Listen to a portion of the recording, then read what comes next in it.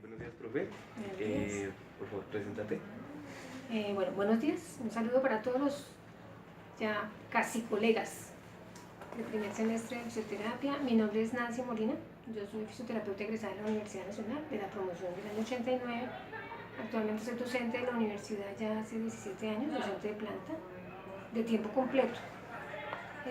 Hice una maestría en salud de los trabajadores y tengo estudios de doctorado en medicina preventiva. Listo, muchas gracias. Bueno, primero que todo, profe, para ti, ¿qué es el concepto de salud y enfermedad?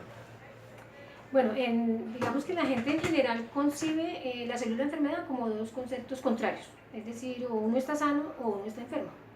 Esa es como la perspectiva dominante, ¿no? Si a uno le preguntan, ¿tú estás sano o tú estás enfermo? En general defines una u otra opción. Hay otras visiones que conciben la salud y la enfermedad como un continuum.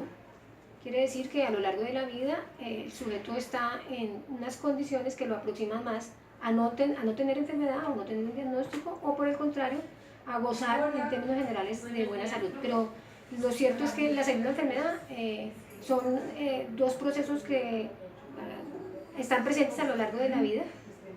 De hecho, cuando tú envejeces, tú puedes estar sano, pero realmente hay procesos que van ya por el tema del envejecimiento haciendo presencia en tu vida. Entonces, digamos que yo defino la salud y la enfermedad como un proceso continuo presente en los sujetos a lo largo del ciclo vital y que tiene que ver fundamentalmente con sus condiciones de calidad de vida. Sí, muchas gracias. La siguiente pregunta es, entonces, para ti, ¿cuál es la diferencia entre estar saludable y no estar enfermo? La diferencia entre estar saludable. Yo pienso que estar saludable, yo definiría estar saludable la posibilidad que el ser humano tiene de desarrollar su proyecto de vida, de construir ese proyecto de vida, de superar los retos que la vida le impone al ser humano, que la vida en esencia son retos, ¿no?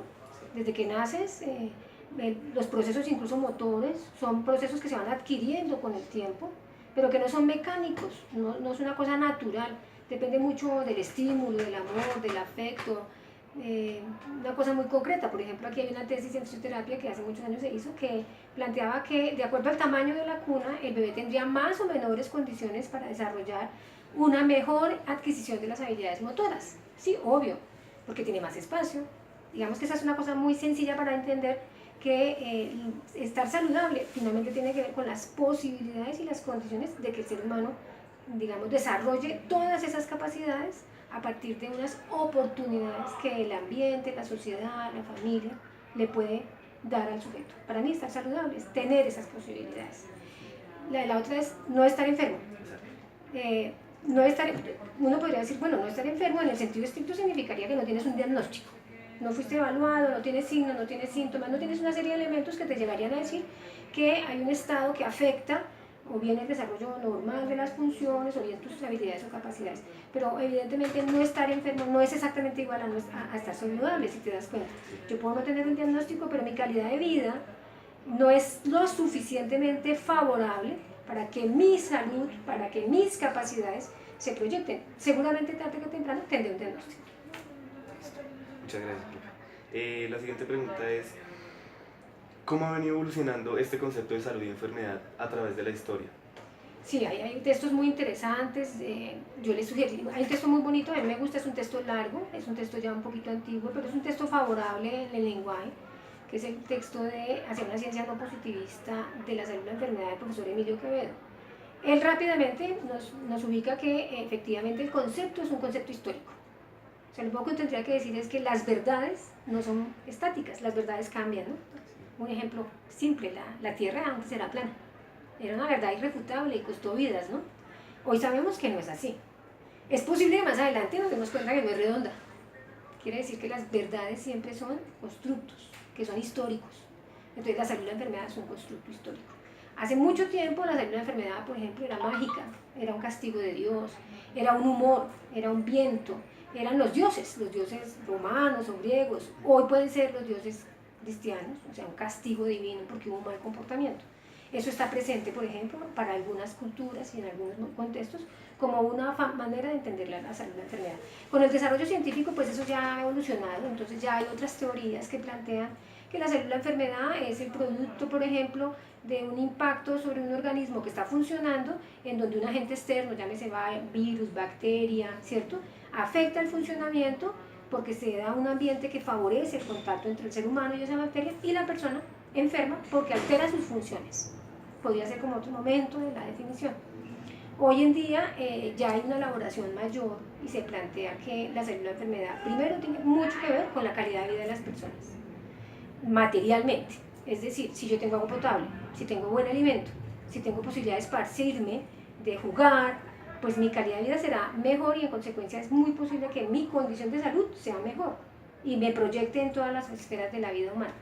Pero adicionalmente, hoy se dice, pero no es suficiente solamente el tema de la calidad de vida como una condición material. Tiene que ver también con cómo el sujeto ha podido construir su imagen de sí, las posibilidades que el sujeto ha tenido de proyectar qué quiere ser, o incluso las posibilidades, porque a veces estamos en una sociedad que no nos permite preguntarnos yo quién quiero ser. Los chicos de primer semestre siempre preguntan, tú estás acá siendo fisioterapeuta, ¿realmente ya pensaste si quieres ser fisioterapeuta? ¿Has tenido la oportunidad de pensarlo? Para tener la oportunidad significa que tienes información clara de qué es el fisioterapeuta, que has tenido posibilidad de tener experiencias, de conectarte con fisioterapeutas, y qué es lo que hacen. Oye, a mí sí me gusta trabajar con las personas, me gusta, que no es fácil, tratar el dolor, me gusta ponerme en la condición de ayudar a otra persona. Hay una serie de cosas que tú necesitas conocer para saber si realmente tienes una conciencia de quién eres y quién quieres ser. Y hay una tercera dimensión que me parece clave, y es que yo no soy solo, yo soy con otros, soy para otros, de hecho. Entonces la salud y la enfermedad hoy en día se conecta como con estas tres dimensiones: una dimensión de la materialidad objetiva de la vida, una dimensión de mi subjetividad, pero también, muy importante, una dimensión de mi intersubjetividad. En sociedades como las nuestras, donde los valores de las relaciones humanas son tan frágiles, por decir de alguna manera, donde no es muy presente la solidaridad, el apoyo, el afecto, el trabajo colaborativo, por ejemplo, en estos procesos de educación son más lógicas de competencia. Es muy posible que ahí tengamos unas dificultades para unas condiciones de salud. Hoy en día esos elementos están más articulados, ¿no?, para entender mejor la salud y la enfermedad. Por eso vamos a encontrar explicaciones que tratan de articular esas dimensiones que no son sencillas de entender, ¿no? Lo que es material, objetivo, lo que puede ser la subjetividad, lo que puede ser la intersubjetividad, pero en general hoy hay como una preocupación porque los conceptos de salud y enfermedad se entiendan desde esa perspectiva. Eso, por ejemplo, les voy a contar una anécdota. Ayer yo coordino la práctica del Centro de Rehabilitación Integral con los miembros de las fuerzas militares, y tenemos muchos casos en los que los mismos chicos nos dicen, mi cirujano, mi médico me dijo que por la lesión, por la altura de mi lesión yo nunca podría caminar, pero estoy caminando. Eso nos permite entender que el ser humano, claro, es biología, y hay unas leyes que me permiten entender la biología, pero es posible que eso incluso pueda ser transformado, porque el ser humano es potencia, es energía. Cuando un ser humano tiene suficientes motivaciones y unas condiciones, puede incluso sobrepasar lo que se esperaría de él. Eso nos permite entender muchos estados mórbidos en donde el ser humano no se define por su enfermedad, es mucho más que su enfermedad. Perdón, muchísimas gracias. La siguiente pregunta es, entonces, ¿cuáles son estos determinantes de la salud? Exactamente. Entonces, estas perspectivas estas tal vez últimas que intenté pincelar, digamos, han sido recogidas en un concepto ya, digamos, más aceptado, porque pues el tema del conocimiento es una lucha de poderes, ¿no? Digamos, cuando digo más aceptado, estoy diciendo entonces que en general los centros de conocimiento y los actores, por así decirlo, más validados, hablemos de una Organización Mundial de la Salud, hablemos de una Organización Panamericana de la Salud, hablemos de los centros de investigación, dicen efectivamente la salud y la enfermedad no es un problema de virus y bacterias, sino que yo tengo que entender que los virus y las bacterias están en unos contextos sociales, económicos, políticos y culturales que hacen con que, aunque hayan personas expuestas a virus o bacterias, el impacto sea diferencial. Es diferencial, ¿de acuerdo?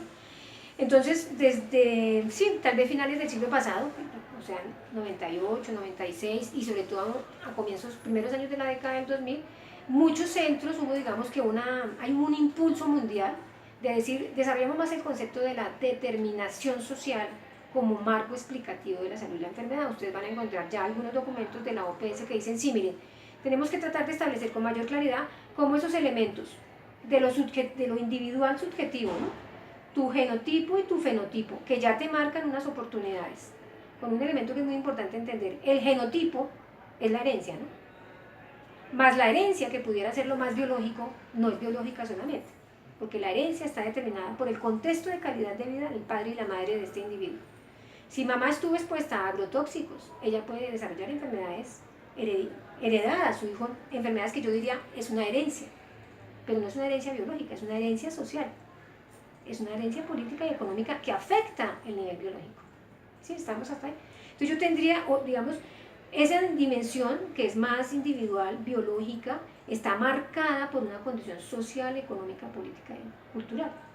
Entonces ustedes van a encontrar estos textos en donde ya se plantea entonces una mejor articulación entre una dimensión biológica, una dimensión de lo subjetivo y de lo relacional, que establece mucha fuerza en, por ejemplo, en los elementos económicos. Entonces hay varias teorías en el marco de la determinación social que plantean que una variable fundamental es el trabajo. El trabajo es fundamental. El trabajo como condición técnica de laborar, pero sobre todo como condición social. Si yo soy hijo de un agricultor, tengo ya una cantidad de elementos que marcarán mi calidad de vida. ¿Puedo superarlos? Puedo superarlos. Con mucho esfuerzo. Y me gastaré la vida en eso, ¿no? Es posible que mis hijos tengan ya una mejor condición. Pero la clase social que deriva del trabajo es un marcador determinante de la calidad de vida de las personas y de las diferencias entre los grupos humanos. Con el tema del trabajo, evidentemente elementos de la cultura que tienen que ver con los valores, ¿sí? los sentidos, el sentido de vida de las personas. Hay grupos humanos que históricamente han asumido que su única opción en la vida es trabajar y no tienen otra perspectiva de vida porque están en un lugar de la sociedad en donde si no trabajan, pues no pueden sobrevivir. Habrá otros grupos que tienen otra perspectiva de trascendencia, ¿no? ¿Sí me entienden? Tienen otro sentido de la vida. Entonces hay elementos de lo cultural también que definen eso. Hay elementos de lo político que tienen que ver con los arreglos sociales que hacen con que una sociedad sea más igualitaria o menos igualitaria.